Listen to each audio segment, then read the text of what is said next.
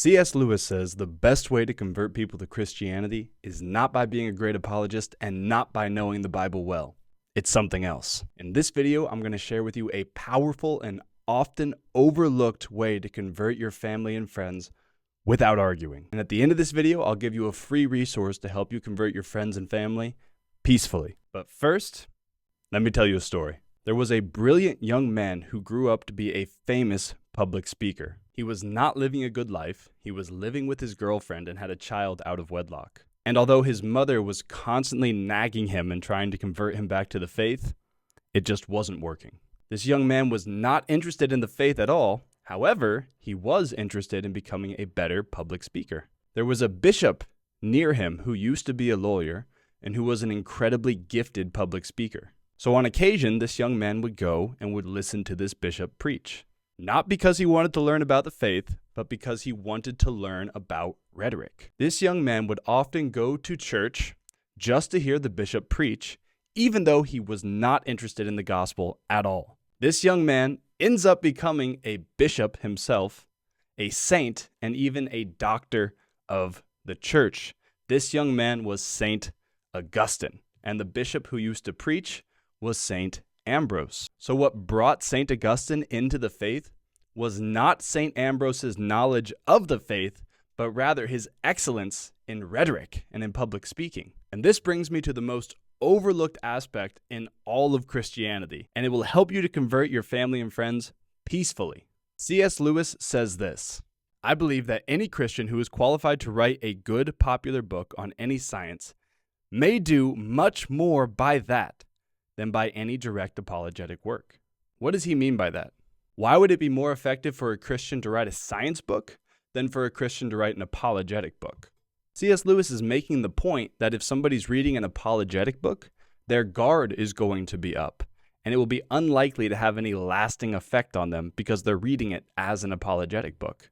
However, if someone were to read a science book or a philosophy book, and then later figure out that the author was a Christian, they might start to think, wow, if this guy's a Christian, maybe these Christians aren't so crazy after all.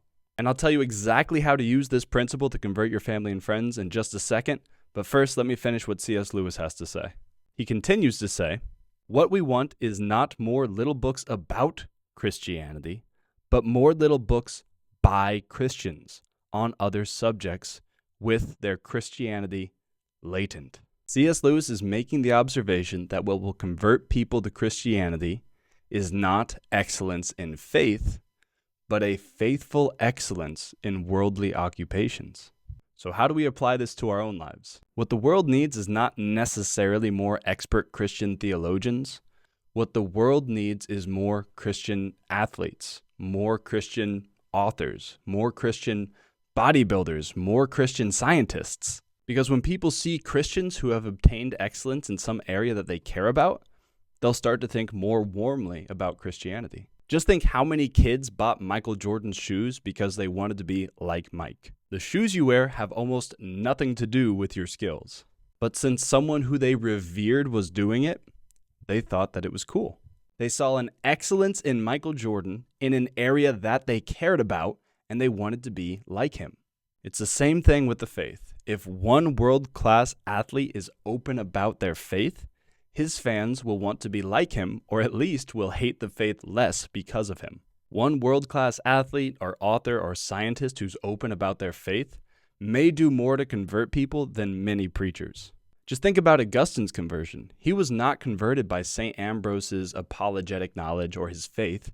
He was converted ultimately because of St. Ambrose's excellence in rhetoric. So how do we apply this to our own lives? You'll be able to draw more people to Christ by doing your job and your hobbies excellently than by having an excellent apologetic knowledge. Be someone who is looked up to in your area of expertise. And hopefully while people are looking up to you, they'll look through you and see God.